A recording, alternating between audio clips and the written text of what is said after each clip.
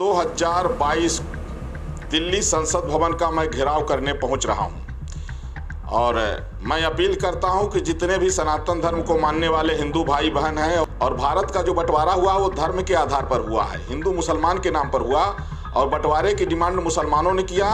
इसलिए बंटवारे से बचा हुआ जो हिंदुस्तान है वह हिंदू राष्ट्र घोषित हो।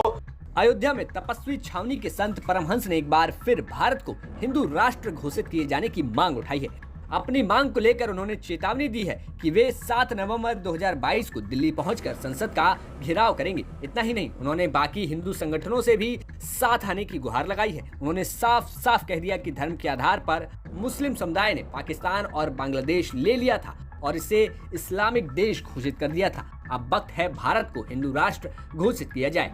7 नवंबर 2022 दिल्ली संसद भवन का मैं घेराव करने पहुंच रहा हूं और मैं अपील करता हूं कि जितने भी सनातन धर्म को मानने वाले हिंदू भाई बहन हैं और हिंदूवादी संगठन हैं सब लोग पहुंचें, क्योंकि यदि भारत हिंदू राष्ट्र घोषित नहीं हुआ तो हिंदुओं का अस्तित्व मिट जाएगा।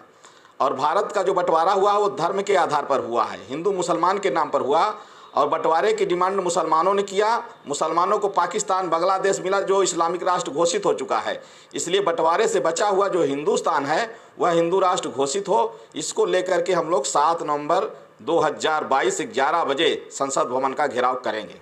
ऐसा नहीं है कि संत परमहंस दास ने पहली बार ये मांग उठाई हो। इससे पहले भी उन्होंने कहा था कि अगर 2023 के पहले भारत को हिंदू राष्ट्र घोषित नहीं किया जाता है तो वे अन्न और जल त्याग करके आमरण अनशन करेंगे।